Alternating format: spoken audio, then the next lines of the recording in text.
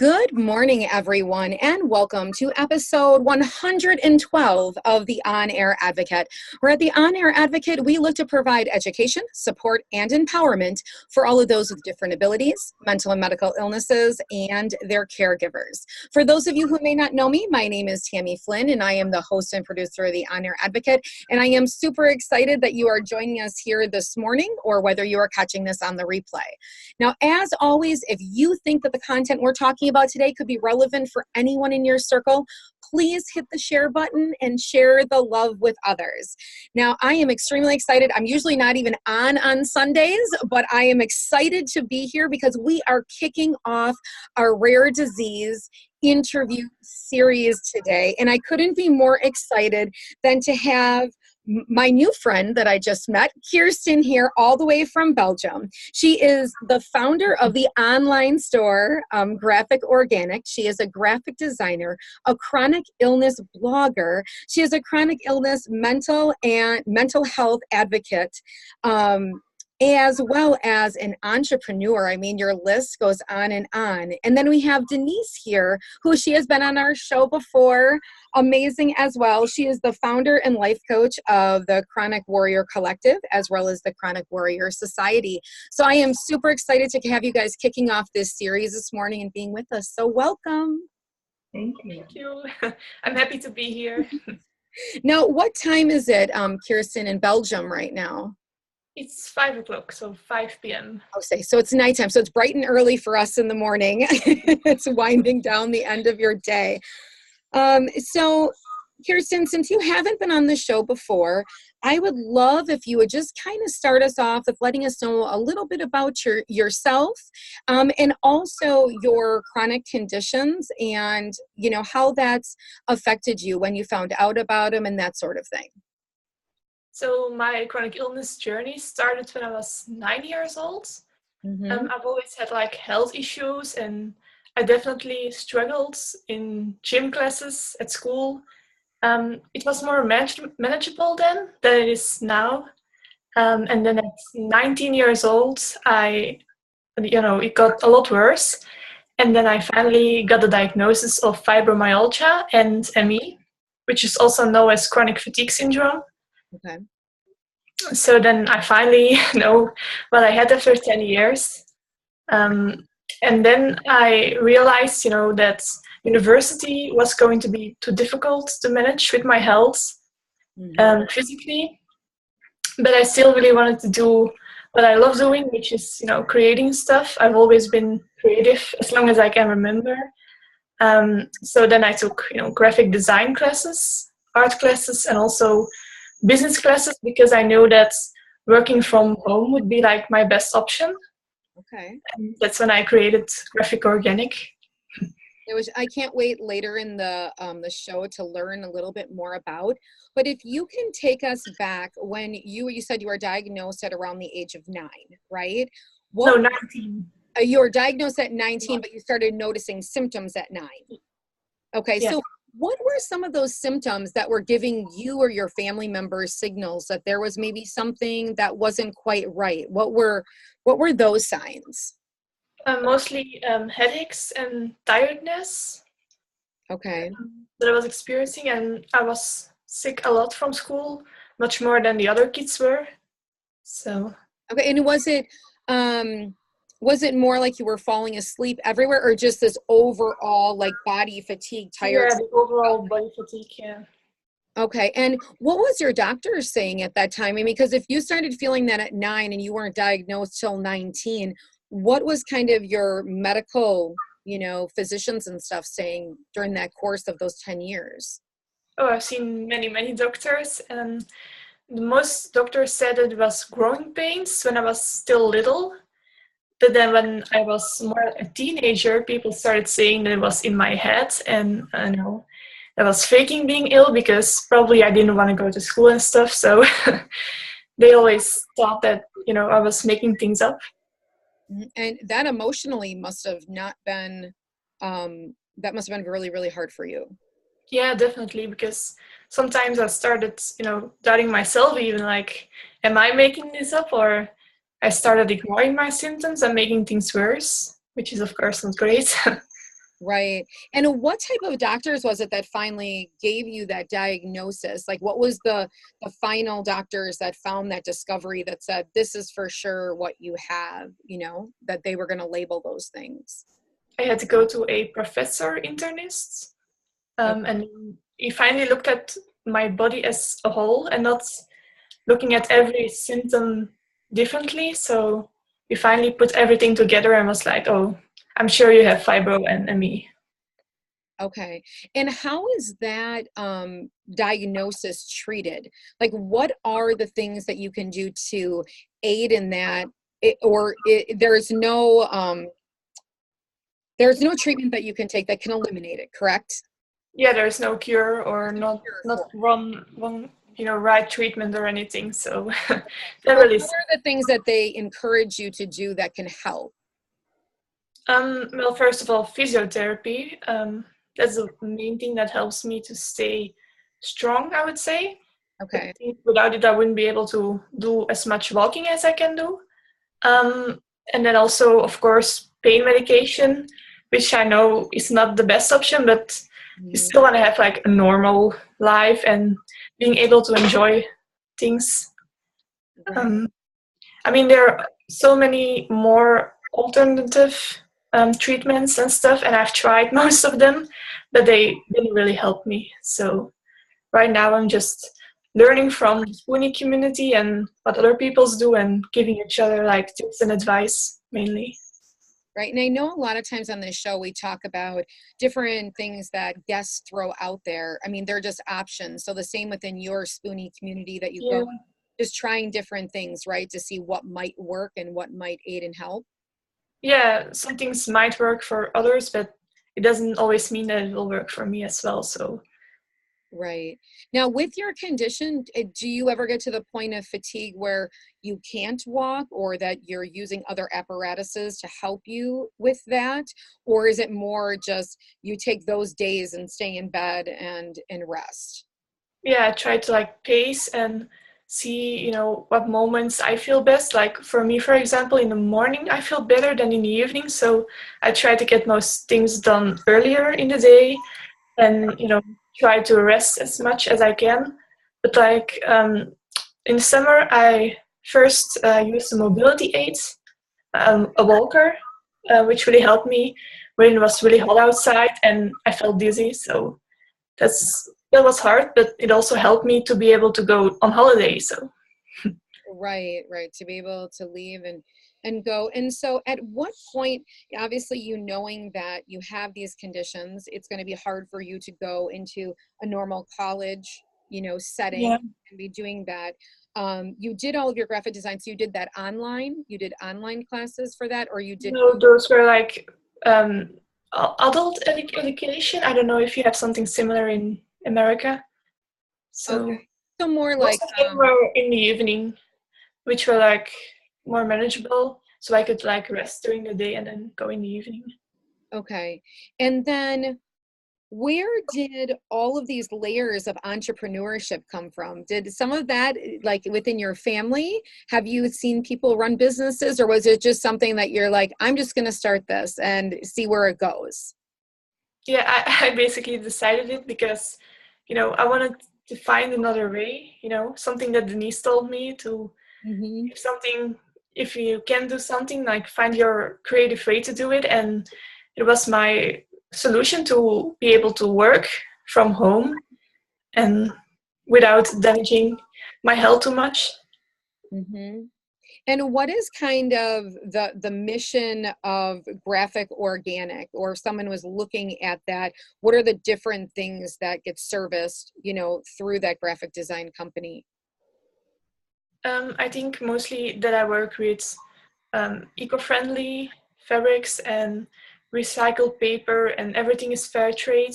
So Okay. no people at any harm making things. I think that's the main thing. And also that I'm very, accepting everyone, because I know how hard it is to be judged. That's why, my blog is basically there to help other people as well.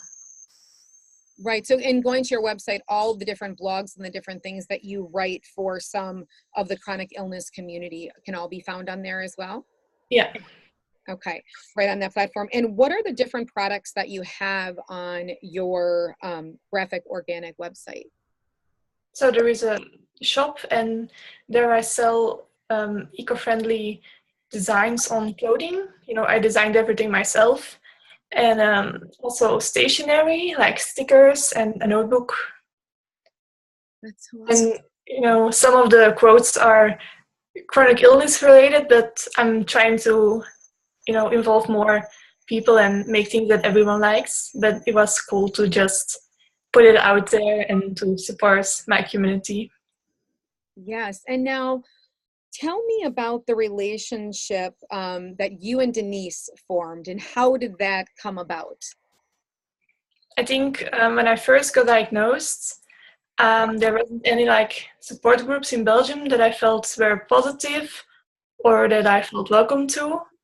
And then I just started Googling in English, and I think we met on Twitter, right? I think so, yeah. Yeah. Twitter, yeah. And then we started messaging, and I found out she had Chronic Connection. Now it's called the Chronic Warrior Collective.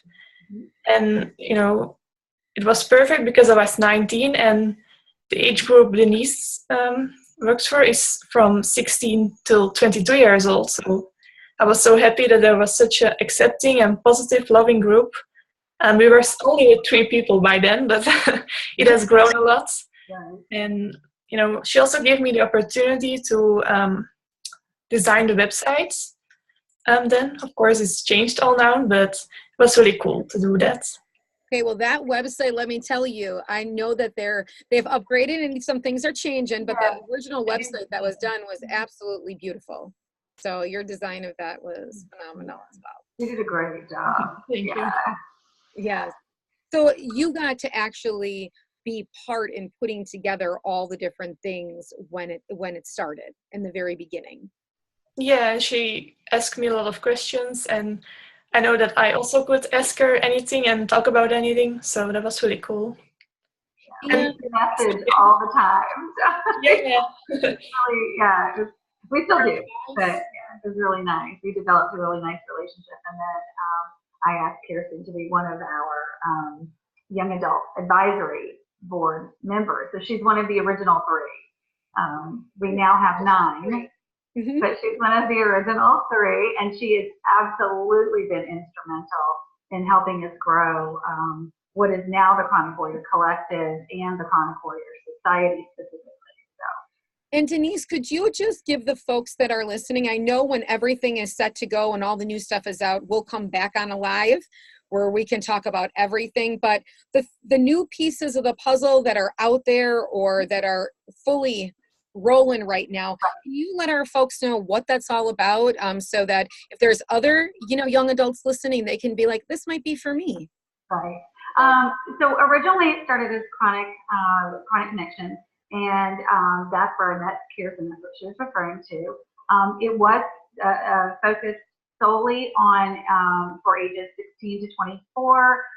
I had researched and couldn't find really anything for generally for chronic illness. So we created a virtual platform for parties and just get-togethers, and then even just PJ parties online and things like that. So it over time I started finding more people. Well, what about me that were older or even younger? And so we decided to start a card swap. That grew tremendously after the Mighty published an article about it, and so that sort of changed everything, because once we got to a point where we had almost 1,000 people in 22 countries participating in the card swap, we kind of realized, oh my goodness, we've got this young people, and then we've got all of these people who really want to connect with each other.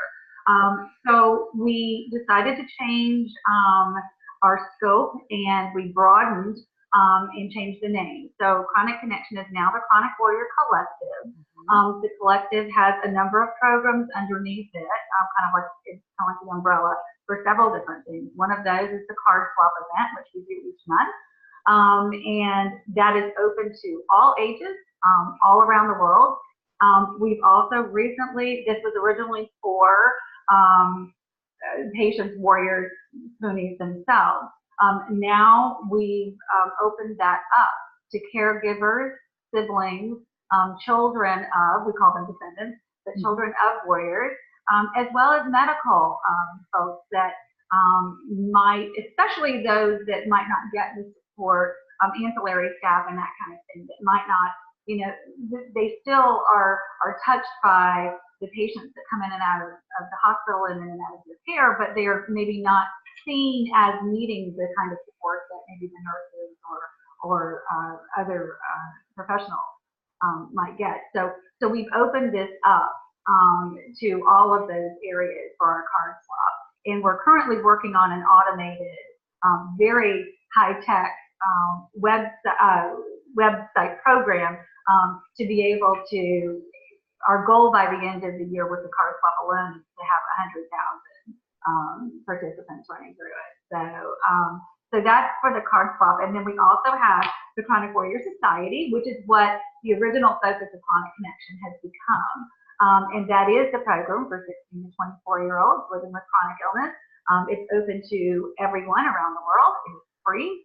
And we have, we do virtual parties. We do virtual hangouts twice a month. We have, sometimes we'll do like little classes or teaching sessions. Right now we have one of another fellow warrior is teaching American Sign Language and just doing a little 3-part series because people wanted to learn. We also have clubs that, again, they're virtual. They're on Instagram. And so we have a reading club, and we have beauty club and crafting. And that's really fun. They can go on and just support each other. And then we also have what we call our groups. It's divided into groups of 15, and we call them houses. And so we currently have 4 houses. We're almost full with that. We're working on finishing that so that we can soon open up 4 more houses. So that's our goal would be to have 20 houses by the end of 2019. That is so awesome. And, you know, Denise, something that we had so much synergy on when we met back almost a year ago was that we both believe so highly in this virtual platform, because when you are living with chronic illness, rare disease, you are a caregiver, we are at home so much, but we still need that interaction, that fun and friends and feeling like we're out. And, you know, I always feel like when you come on these lives, it is like being together, you know?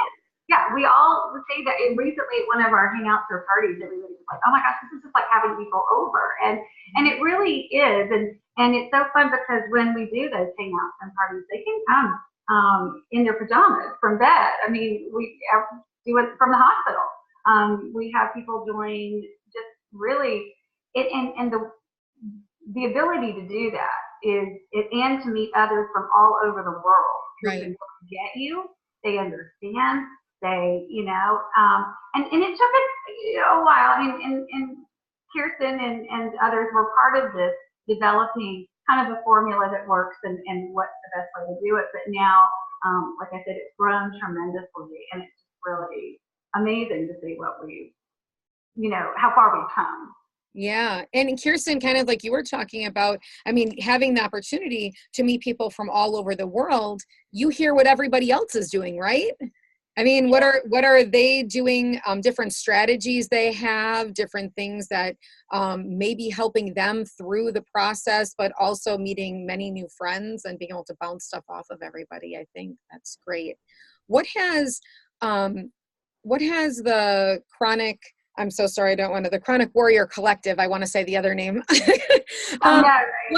What do you feel that in this whole process that has truly done for, you? I feel like, oh my gosh, sitting on the board and being able to put your input in and all of that is just phenomenal. Yeah, I learned so much from it. My English got a lot better thanks to Denise. And also I learned to be more, confident, because in the beginning, I think I didn't even join audio or video, we just texted. So I also met cool people that I even met in real life. You know, two of my closest friends live in England, and we go on holiday together. And I met them thanks to Denise, so that's really cool. How awesome is that? Yeah. Now, for others listening, I would love, before we kind of wrap up, give people a little bit of other information, just find out, you know, if you had one or two thoughts to share, to pass on of what you would do on a daily basis for perseverance, your attitude, making forward, would there be any suggestions for anyone who is listening? I think I would say that, you know, my favorite quote is, just because you take different paths doesn't mean you're lost. And you can always adjust things.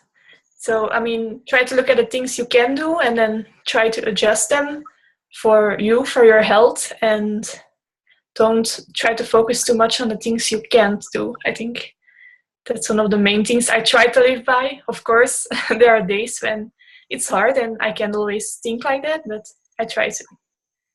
And on those days that are hard for you, thinking those things, are there any other things that you find that are stress relieving, helpful for you? Do you find yourself writing? Do you find that that's a time when you write your blog to kind of get your mind off of things? Yeah, I think my blog is definitely some kind of therapy for me. Mm-hmm. And I also recently have been more into yoga and trying those things that I found really helpful. Okay. So. And Denise? Oh, sorry. No, go on. Go on. Also, just, you know, talking to people who get it. I think it's always a safe environment. I know when I log on to the society, I know that everyone's gonna get it and not judge me. So just talking to someone can really help.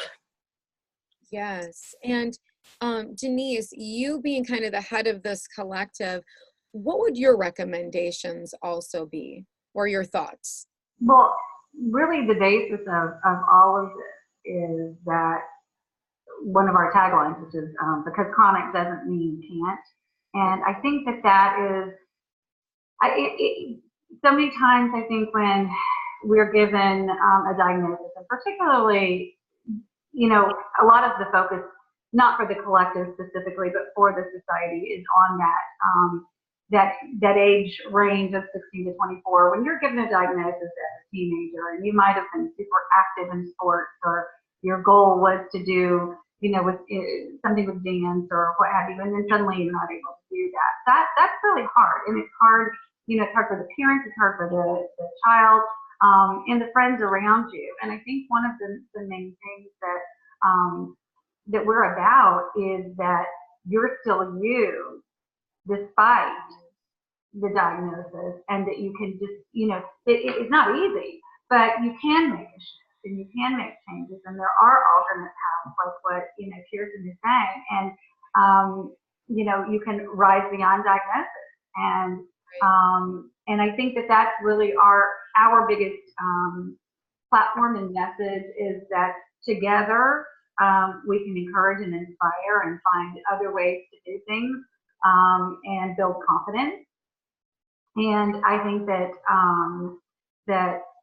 yeah, that's really our main thing, is to find a way for people to feel useful and helpful, and in a world where sometimes you're made to feel that you're not, because you're different or because of these things. And I mean, I just love it, because you mean you're really impacting so many and not walking this journey alone. You know, knowing, Kirsten, like you were saying, that there's this other group of people out there that's going to get you. They're going to get exactly the things that you're going through. And I think that is fabulous. I love all that you're doing. We need to drop that quote below, because that's going to be like my quote of the day. So underneath this live, I want people to be able to follow you, Kirsten, on your journey, also your website and all that. So we'll drop all those links below here as well. Denise, we can drop the different stuff for the Chronic Warrior Collective. But I just thank you guys so much for spending the last half an hour on your Sunday morning, Sunday evening. And I don't know, how is it in Belgium? How's the weather in Belgium? It's cold, but it's also sunny, so it's nice outside. Okay, and what is cold? Is it like 30? I don't know in Fahrenheit. Okay. Well, Sorry. it's snowing again in Wisconsin. It's snowing again today. Really? Oh, it is wow. crazy. Yeah. And we shouldn't feel bad at all for Denise because I know it's warm. It's, yeah, it's 80. I could go to the beach today. It's absolutely gorgeous. But, It's not right. I know. Sorry. But I thank you guys for spending this half an hour with us this morning and sharing. And obviously, with all of your different links that you have, Kirsten, and I know Denise, that if there is anybody listening today, really the bottom line of all of this is that you guys aren't walking this journey alone. If you have some chronic illness, rare disease, and you need someone to connect with, both of these ladies on both of their platforms and their Together platform are wonderful people to reach out to and become part of their communities. So on that, thank you guys so much. I really appreciate it.